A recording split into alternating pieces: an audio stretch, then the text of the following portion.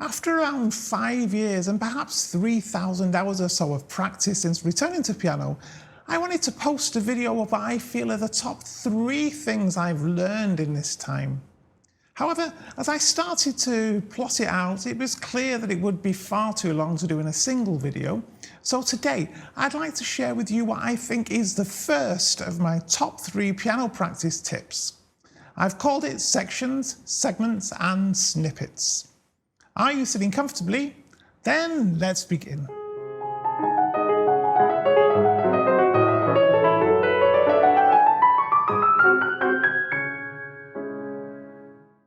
Hi, this is Tommy with Tommy's Piano Corner, the place for returning pianists, or indeed anyone who loves piano, to share tips and ideas of how to get the best from this great hobby.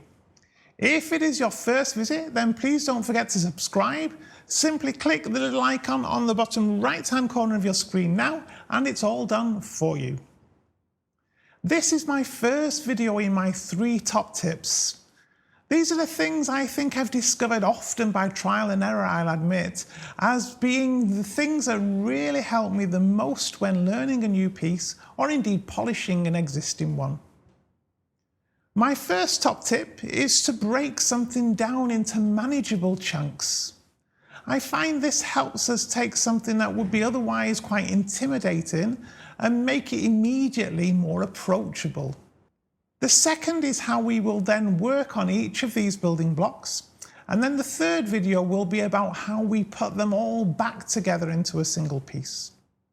I've discovered that when we don't do all 3 of these things in a careful way, we will waste lots of time practicing.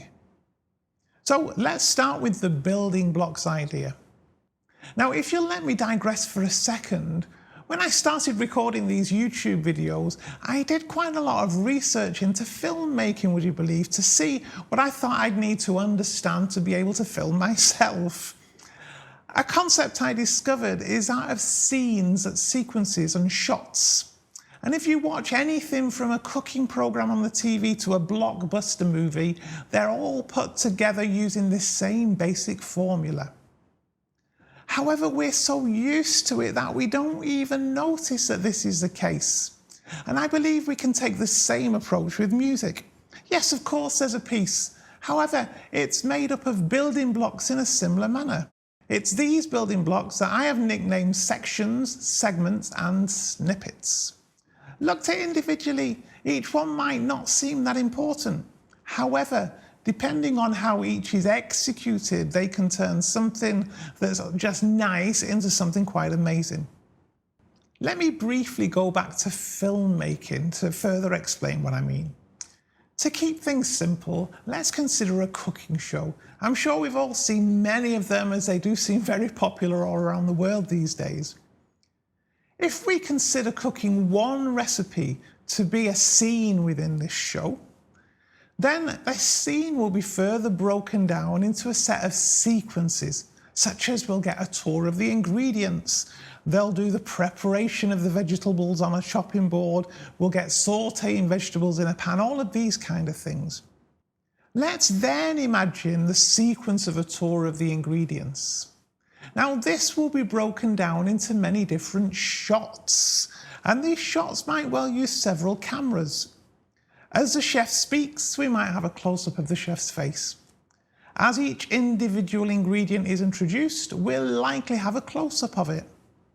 We might have a further shot of the chef handling one of it. We might even have pictures of where the ingredients came from, so like an orchard or a field, something like that.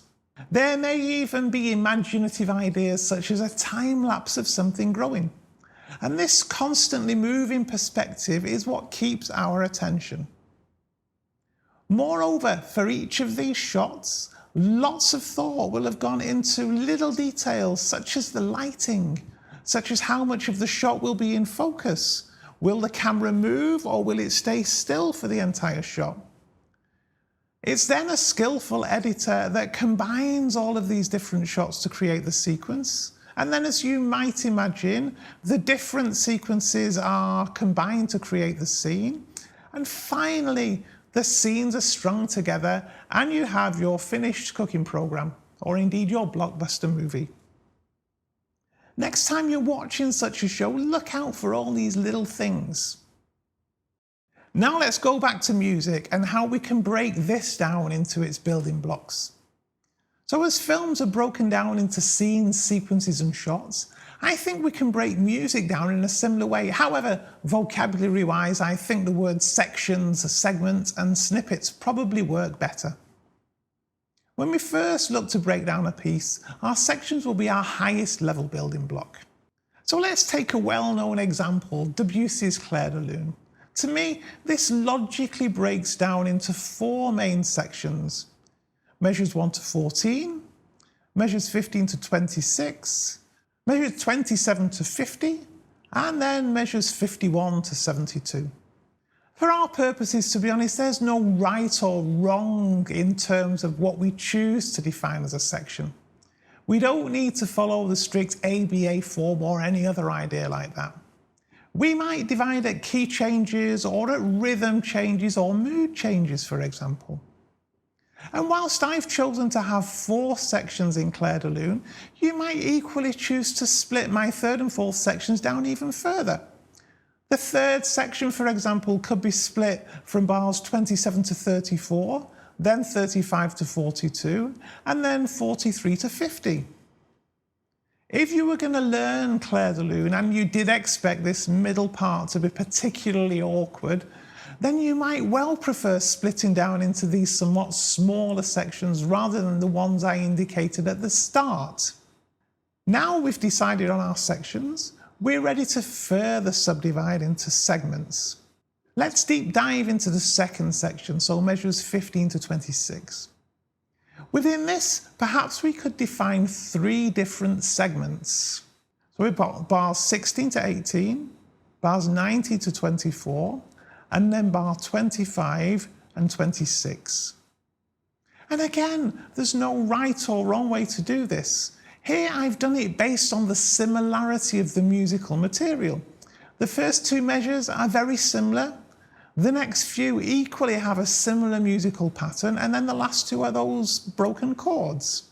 In different music, and indeed even in other sections of this same piece, we might do it by phrase or some other aspect. Next then, our final step is to break each of these down into snippets. Again, there's no right or wrong way to do this.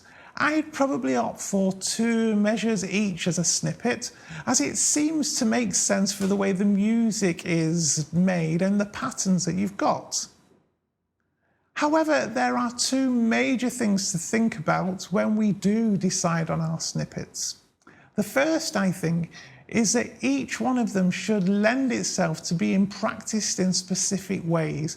And I got this idea from the quarto edition of the Chopin Etudes, where he in fact creates tiny practice exercises based specifically on different small parts of the etudes.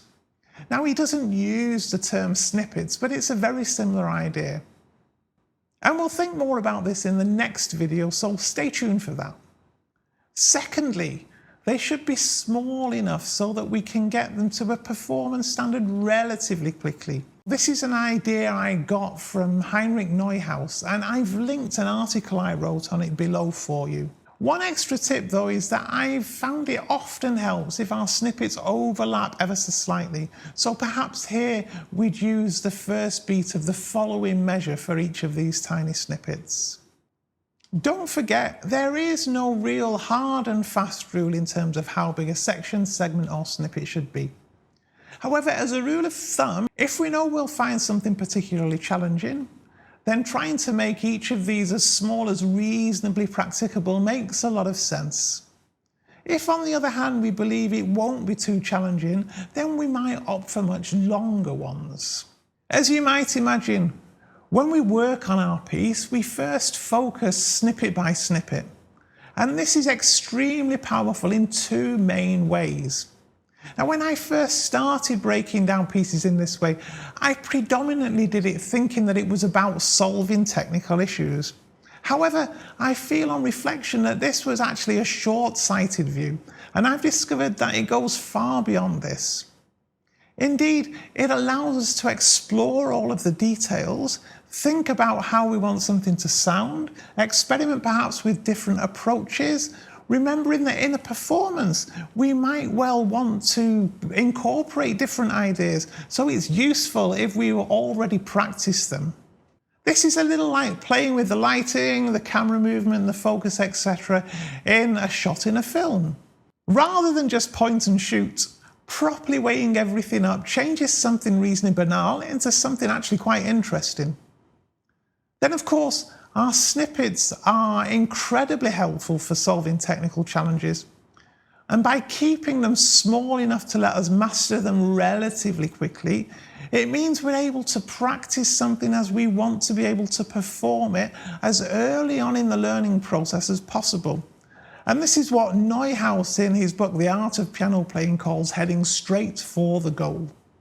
So whilst we might find it impossible to go straight for the goal with, say, 5 pages of octaves, if we have a smaller snippet of, say, 4 or 6 octaves, we can much quicker get to a point where we can master them more easily. We can also work on multiple snippets in isolation, allowing us to build depth and breadth in parallel.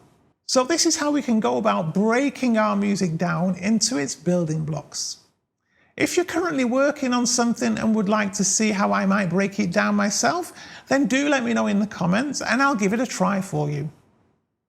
Don't forget to subscribe and click the little bell icon so that you're notified when the next video in this series is released. And that's going to be on how we approach practicing each of these snippets. If you're already watching at a point where the second video has already been released, it will be linked for you now. Thank you very much for watching today, and I do look forward to seeing you very soon.